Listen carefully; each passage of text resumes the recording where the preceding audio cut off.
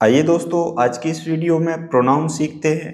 Pronoun कितने प्रकार के होते हैं, प्रोनाउन को पहचाने कैसे, और प्रोनाउन का इंग्लिश में प्रयोग क्यों किया जाता है। तो देखिए, प्रोनाउन का प्रयोग, प्रोनाउन कहते किसे हैं। प्रोनाउन उस शब्द को कहते हैं जो नाउन के बदले प्रयोग किया जाता है। जैसे कि नाउन को बार बार प्रयोग ना करें, प्रोनाउन को प्रयोग कर दें, इसीलिए प्रोनाउन का प्रयोग किया जाता है। और प्रोनाउन उसे ही कहते हैं जो नाउन के बदले में प्रयोग किया जाता है। प्रोनाउन 10 प्रकार के होते हैं। आइए कौन कौन से होते हैं वो देखते हैं।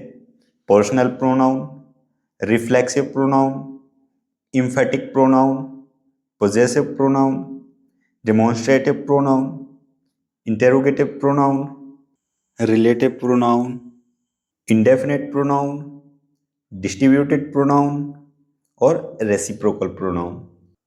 आइए इन सबको डिटेल में समझते हैं, कौन सा प्रोनाउन है, कब प्रयोग किया जाता है। सबसे पहले पर्सनल प्रोनाउन देखते हैं। पर्सनल प्रोनाउन क्या होता है? जो किसी व्यक्ति या वस्तु के लिए प्रयोग किया जाए उसे पर्सनल प्रोनाउन कहते हैं। जैसे I, we, you, he, she, it, they, इसका पर्सनल प्रोनाउन कहलाता है ये। ओके। रिफ्लेक्सिव प्रोनाउन किसे कहते हैं? देखिए, जैसे पर्सनल प्रोनाउन है, उसके अंत में सिंगुलर में सेल्फ लगा दें और प्लूरल में सेल्फ्स लगा दें, उसे रिफ्लेक्सिव प्रोनाउन कहेंगे। जैसे उदाहरण के तौर पर समझेंगे, जैसे यू तो yourself, him himself, our selfs. Plural में सेल्फ्स लग रहा है, ओके, और सिंगुलर में सेल्फ लग रहा है, तो ये हो गया रिफ्लेक्सिव प्रोनाउन। अब देखते हैं इम्फेटिक प्रोनाउन। इम्फेटिक प्रोनाउन क्या होता है? जब रिफ्लेक्सिव प्रोनाउन नाउन पर जोर देने के लिए प्रयोग किया जाए, ऐसी सिचुएशन में इम्फेटिक प्रोनाउन काम आता है। जैसे उदाहरण के तौर पर समझते हैं, मैंने स्वयं खुद किया है, तो खुद है ये एम्फेटिक प्रोनाउन है। ओके। जैसे I myself did this, I myself did this, तो इसका मतलब ये मैंने स्वयं खुद किया है। You can yourself talk to him, you can yourself talk to him, तुम स्वयं खुद उससे बात कर सकते हो, तुम स्वयं खुद उससे बात कर सकते हो। You can yourself talk to him. आइए पोजेसिव प्रोनाउन देखते हैं। पोजेसिव प्रोनाउन क्या है? जिस प्रोनाउन का प्रयोग अधिकार और स्वामित्व, जो अपना अधिकार बताने के लिए प्रयोग किया जाता है, उसे पोजेसिव प्रोनाउन कहते हैं। उदाहरण के तौर पर समझते हैं, माइन मेरा, और हमारा, योर्स तुम्हारा, हिज उसका, देयर्स उनका, हर्स उसका, तो ये सब पोजेसिव प्रोनाउन के अंतर्गत आते हैं। आइए अब डिमॉन्स्ट्रेटिव प्रोनाउन देखते हैं। डिमॉन्स्ट्रेटिव प्रोनाउन किसे कहते हैं? जिस प्रोनाउन का प्रयोग किसी वस्तु को निर्देशित करने, इंगित करने के लिए किया जाता है, उसे डिमॉन्स्ट्रेटिव प्रोनाउन कहते हैं। जैसे दिस बोलते हैं ना, this is my book, these are two elephants, these are two books, तो ये दीज, दूज, दैट, दिस, ये सब क्या होते हैं? Demonstrative pronoun. अब अगला इंटेरोगेटिव प्रोनाउन देखते हैं। इंटेरोगेटिव प्रोनाउन का प्रयोग प्रश्न पूछने में इंटेरोगेटिव प्रोनाउन का प्रयोग किया जाता है।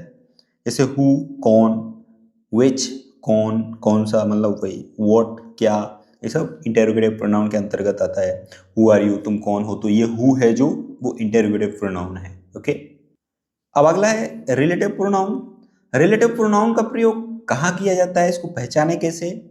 रिलेटिव प्रोनाउन का प्रयोग वहां किया जाता है जैसे कोई नाउन है, नाउन को बार बार ना बोल के दो सेंटेंस को ये जोड़ देते हैं, उस कंडीशन में रिलेटिव प्रोनाउन काम आता है। जैसे हु, हुज, दैट, ये रिलेटिव प्रोनाउन है। उदाहरण के तौर पर समझाते हैं, take any pen that you like. अब ये दैट का प्रयोग किया गया है, ये रिलेटिव प्रोनाउन है।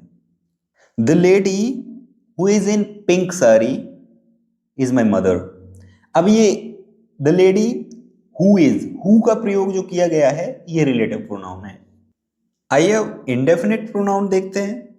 इंडेफिनिट प्रोनाउन क्या होता है? जिस प्रोनाउन से किसी व्यक्ति, वस्तु का बोध नहीं होता है, इंडेफिनिट प्रोनाउन कहते हैं।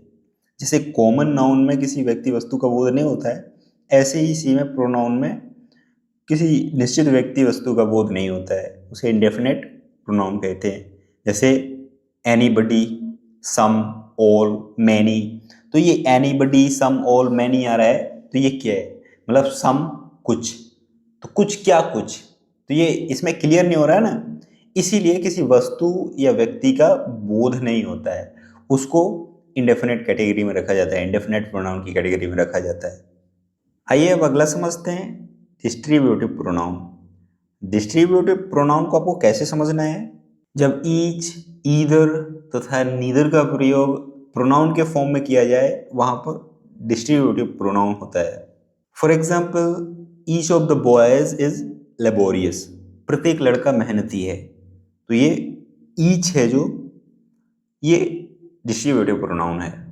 आइए अब रेसिप्रोकल प्रोनाउन समझते हैं। आखिरी है रेसिप्रोकल प्रोनाउन। ईच अदर और वन अनदर को रेसिप्रोकल प्रोनाउन कहा जाता है।